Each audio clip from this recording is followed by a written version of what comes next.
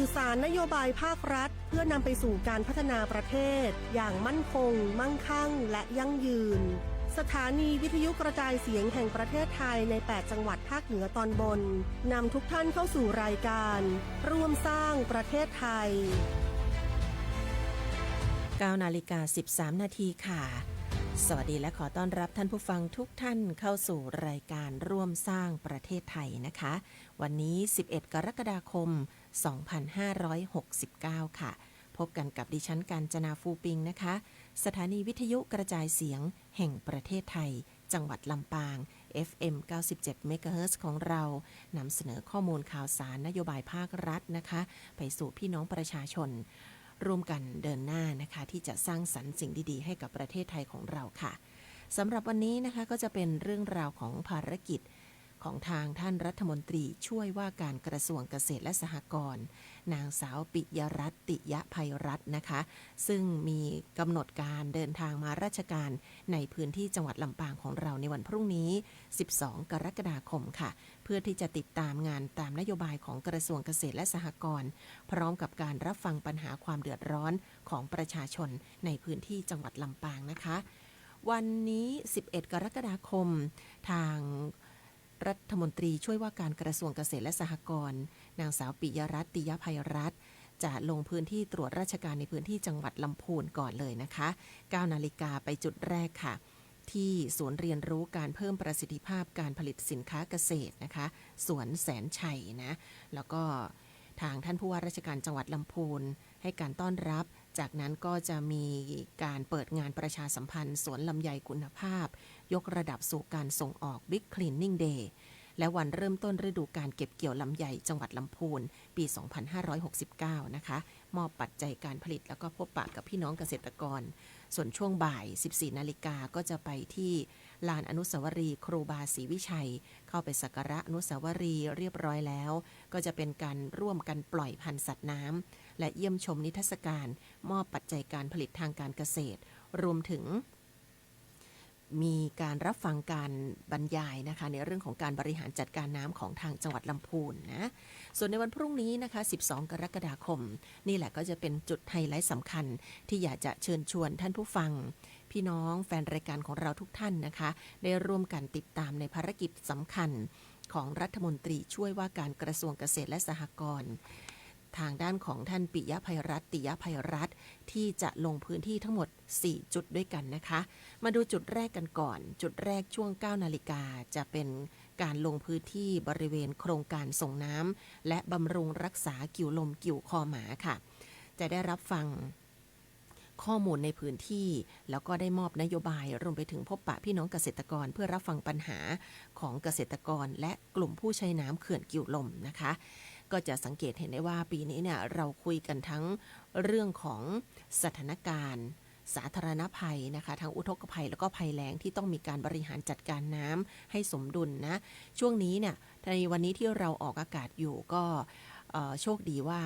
ฝนนะคะเว้นระยะให้สักวันหนึ่งเนาะจริงๆแล้วเนี่ยปริมาณฝนภาคเหนือยังอยู่ที่ 60% นะคะแต่ว่าวันนี้ไม่มีฝนตกต่อเนื่องเหมือนช่วงหลายๆวันที่ผ่านมานะคะถ้าเทียบกันเมื่อวานนี้แล้วเนี่ยก็โอ้โหตกกันทั้งวันทั้งคืนเลยทีเดียววันนี้เว้นไปนิดนึงนะคะแต่ก็ยังคงต้องเฝ้าระวังกันอยู่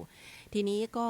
ต้องสืบเนื่องไปจนถึงเรื่องของการบริหารจัดการน้ำในช่วงหน้าแล้งด้วยดังนั้นกับปัญหาของกลุ่มพี่น้องเกษตรกรแล้วก็กลุ่มผู้ใช้น้ำเขื่อนกิ่วลมนะคะก็จะได้สะท้อนไปให้ท่านรัฐมนตรีได้รับทราบค่ะแล้วก็นี่คือบรรยากาศสำหรับจุดแรกนะคะเล่าให้ฟังกันสักนิดหนึ่งแล้วกันว่าในส่วนโครงการส่งน้ำและบำรุงรักษากิ่วลมกิ่วคอหมาสำนักงานชลประทานที่2กรมชลประทานของจังหวัดลำปางเรานะคะก็มีการดำเนินงานมาในจุดเด่นว่าทำไมถึงต้องเป็นการศึกษาดูงานณบริเวณโครงการส่งน้ำแห่งนี้ก็เนื่องจากว่าในภารกิจหลักของเขื่อนกิ่วลมเนี่ยก็จะมีเรื่องการบริหารจัดการน้ำเพื่อการป้องกันบรรเทาทั้งอุทกภัยแล้วก็ภัยแล้งการจัดสรรน้ำดิบให้การประปาเป็นแหล่งน้ำต้นทุนในการผลิตประปาเพื่อการอุปโภคบริโภคแล้วก็รักษาระบบนิเวศเพื่อหล่อเลี้ยงลำน้ำเดิมรักษาระดับน้ำให้มีสิ่งชีวิตในแม่น้ำวัง สร้างอาชีพประมงพื้นบ้านนะคะของชุมชนด้านท้ายเขื่อนแล้วก็ระบายน้ำเพื่อช่วยเจือจางและผลักดันน้ำเสียในแม่น้ำวังที่ไหลผ่านตัวเมืองลำปางไม่ให้เกิดการเน่าเสียหรือว่าส่งกลิ่นเหม็นนั่นเองสนับสนุนพื้นที่การท่องเที่ยวเพื่อสร้างอาชีพแล้วก็รายได้ให้กับชุมชนในการประกอบกิจการท่องเที่ยวล่องแพกำจัดวัชพืชสิ่งกีดขวางทางน้ำและบูรณาการนำไปใช้ประโยชน์เพื่อประสิทธิภาพในการบริหารจัดการน้ำรักษาระบบนิเวศและสนับสนุนเรื่องของการท่องเที่ยวนั่นเองค่ะในแผนงานอนาคตรวมไปถึงการป้องกันและบรรเทาภัยที่เกิดจากน้ำการปฏิบัติการเชิงรุกต่างๆนะคะจะว่าอย่างไรกันบ้างนะส่งเสริมการท่องเที่ยวอันนี้ก็เป็นประเด็นสำคัญของทางอ่างเก็บน้ำเขื่อนกิ่วลมเดี๋ยวเราจะติดตามกันนะคะสำหรับจุดแรกที่ท่านรัฐมนตรีจะลงพื้นที่ไปต่อกันจุดที่2นะคะเวลาประมาณ 10:45 นาทีท่านรัฐมนตรีช่วยว่าการกระทรวงเกษตรและสหกรณ์ทางด้านของนางสาวปิยรัตน์ ติยภัยรัตน์จะเดินทางไปที่บริเวณหอประชุมที่ว่าการอำเภอแม่เมาะอาคารจำป่าแดดค่ะที่นี่ท่านจะได้พบปะแล้วก็รับฟังการทำงานของกลุ่มแม่บ้านเกษตรกรดีเด่นแห่งชาติโดยทางสำนักงานเกษตรจังหวัดลำปางนะคะกลุ่มแม่บ้านเกษตรกรบ้านเมาะหลวงศูนย์จัดการศัตรูพืชชุมชนตำบลแม่เมาะแปลงใหญ่พืชผักบ้านเมาะหลวงแล้วก็ศูนย์เรียนรู้ตามแนวเศรษฐกิจพอเพียงบ้านเมาะหลวงหมู่ที่8ตำบลแม่เมาะอำเภอแม่เมาะจังหวัดลำปางเล่าให้ฟังเบื้องต้นว่ากลุ่มแม่บ้านเกษตรกรบ้านเมาะหลวงเนี่ยเขาเป็นต้นแบบสำหรับการพัฒนาศักยภาพเกษตรสำหรับเกษตรกรที่เป็นสตรีซึ่งได้รับการบูรณาการภูมิปัญญาท้องถิ่นร่วมกันกับทางนวัตกรรมสมัยใหม่ในการที่จะผลิตพืชผักปลอดภัยด้วยสารชีวพันธุ์และก็แหนแดงเพื่อลดการพึ่งพาสารเคมีและยกระดับการแปรรูปผลิตภัณฑ์ให้มีมาตรฐานและมูลค่าเพิ่มค่ะมีการดำเนินกิจกรรมที่เชื่อมโยงตลอดห่วงโซ่คุณค่าตั้งแต่การผลิตการแปรรูปการตลาดแล้วก็การบริการภายใต้แนวคิดเศรษฐกิจหมุนเวียนและการมีส่วนร่วมของชุมชนช่วยให้สมาชิกและก็คนในชุมชนนั้นสามารถจะสร้างรายได้และยกระดับคุณภาพชีวิตได้อย่างยั่งยืนและทางศูนย์จัดการศัตรูพืชชุมชนตำบลแม่เมาะแห่งนี้ก็ได้มีการจัดตั้งขึ้นตามความต้องการของเกษตรกรในพื้นที่ที่มีการเห็นความสำคัญนะคะของการป้องกันและกำจัดศัตรูพืชมีการบริหารจัดการในกลุ่มที่ประสบความสำเร็จและยังเป็นศูนย์เรียนรู้ให้กับเกษตรกรและผู้สนใจได้เข้าไปศึกษาดูงานก่อตั้งมาเมื่อปี 2563 ค่ะ มีทางคุณฟองจันทร์วงชัยเป็นประธานแล้วก็มีการบริหารจัดการในรูปแบบคณะกรรมการพร้อมทั้งกำหนดบทบาทหน้าที่ให้มีการทำงานตรงตามวัตถุประสงค์ปัจจุบันนี้เนี่ยนะคะเขามีสมาชิกอยู่ทั้งหมด65รายแล้วก็เชื่อมโยงเครือข่ายกับชุมชนและหน่วยงานราชการในพื้นที่มีสถานที่ตั้งที่มีการคมนาคมสะดวกมีป้ายศูนย์ที่ชัดเจนเป็นองค์ความรู้ที่ดีมากๆนะคะใครที่สนใจอยากจะไปดูอยากจะไปศึกษามีแปลงพยากรณ์ติดตามสถานการณ์โรคและแมลงศัตรูพืชอยู่2แปลงมีเจ้าหน้าที่สำนักงานเกษตรอำเภอแม่เมาะเป็นพี่เลี้ยงแล้วก็ที่ปรึกษาศูนย์จัดการศัตรูพืชชุมชนของตำบลแม่เมาะเนี่ยสามารถจัดการศัตรูพืชได้ด้วยตัวเองได้อย่างมีประสิทธิภาพแล้วก็สามารถผลิตพืชผักปลอดภัยจากสารพิษเขาได้รับการรับรองมาตรฐาน GAP นะคะโดยกรมวิชาการเกษตรแล้วก็ขยายผลไปสู่ชุมชนใกล้เคียงอีกด้วยนี่ทีนี้ก็สอดรับกันกับทางนโยบายของกระทรวงเกษตรและสหกรณ์ในเรื่องการยกระดับการผลิตด้วยเทคโนโลยีนวัตกรรมด้านการพัฒนาศักยภาพเกษตรกรและการบริหารจัดการน้ำยั่งยืนรวมไปถึงหลักของการเพิ่มรายได้เกษตรกรตลาดนำการผลิตนะคะจุดเด่นที่นี่นะชุมชนความมั่นคงด้านอาหารโอ้โหสุดยอดมากๆนะคะก็เลยเป็นอีกหนึ่งไฮไลท์เช่นเดียวกันที่ท่านรัฐมนตรีอยากจะมารับฟังนะคะในการดำเนินงานของกลุ่มแม่บ้านเกษตรกรบ้านแม่เมาะหลวงนั่นเองค่ะไปต่อนะคะหลังจากที่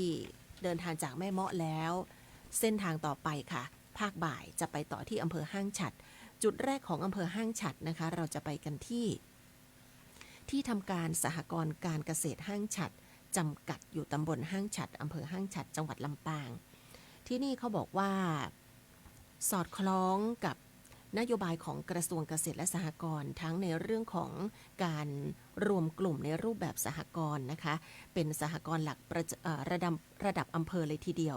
แล้วก็รวบรวมข้าวเปลือกจากสมาชิกและเกษตรกรทั่วไปนำมาแปรรูปเป็นข้าวสารเนี่ยอันนี้คือหลักของการเพิ่มรายได้ให้กับเกษตรกรส่วนหลักของตลาดนำการผลิตก็คือทางสหกรณ์ได้วางแผนด้านการตลาดข้าวก่อนแล้วค่อยวางแผนส่งเสริมการผลิตมีการยกระดับการผลิตด้วยเทคโนโลยีและนวัตกรรม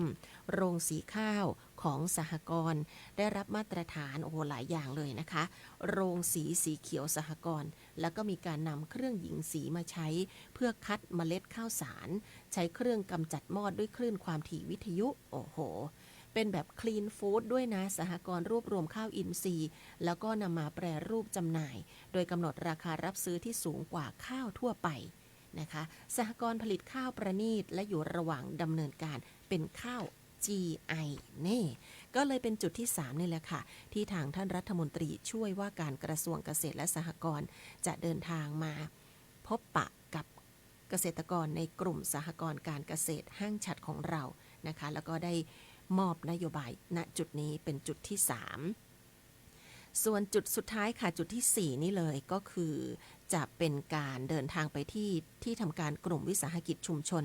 กลุ่มข้าวทิพย์ช้างนะคะโดยจะได้รับฟังการดำเนินงานของกลุ่มจากนั้นก็นำเสนอการผลิตสินค้าเกษตรมูลค่าสูงจังหวัดลำปางเกษตรอินทรีย์ด้วยเทคโนโลยีนวัตกรรมและการตลาดนำการผลิตโดยประธานกลุ่มวิสาหกิจกลุ่มข้าวทิพย์ช้างมีการมอบปัจจัยการผลิตมอบนโยบายพบปะเกษตรกรนะคะซึ่งที่นี่ถือว่ามีชื่อเสียงนะคะในด้านของจุดเด่นที่นี่ก็คือการผลิตข้าวเปลือกอินทรีย์มะลินินสุรินมะลิแดงกข83นะคะผงผิวข้าวมะลิดำสารสกัดแอนโทไซยานินชนิดแคปซูลอัดเม็ดข้าวพองอินทรีย์ข้าวมะลิดำแพ็คสุญญากาศข้าวหุงสุกเร็วรวมไปถึงผลิตภัณฑ์ที่เป็นโจ๊กข้าวมะลินินสุรินกึ่งสำเร็จรูปและผงชาข้าวกล้องหลากหลายมากๆนะคะมีนวัตกรรมที่นำมาใช้มากมายครุภัณฑ์ที่ทางกรมการข้าวให้การสนับสนุนนะ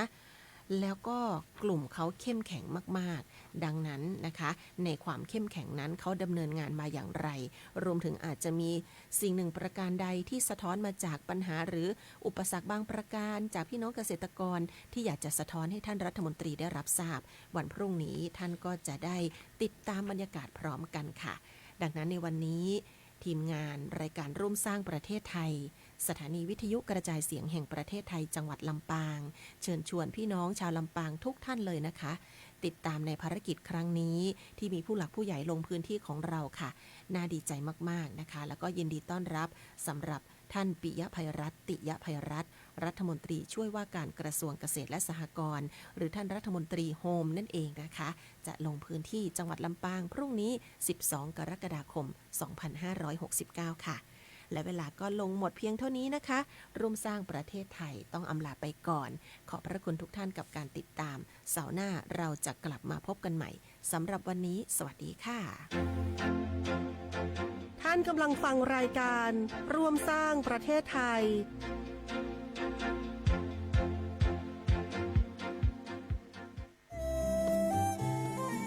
สวท.ลำปาง FM 97 เมกะเฮิรตซ์ วิทยุแห่งประเทศไทยให้ความรู้คู่ความสุข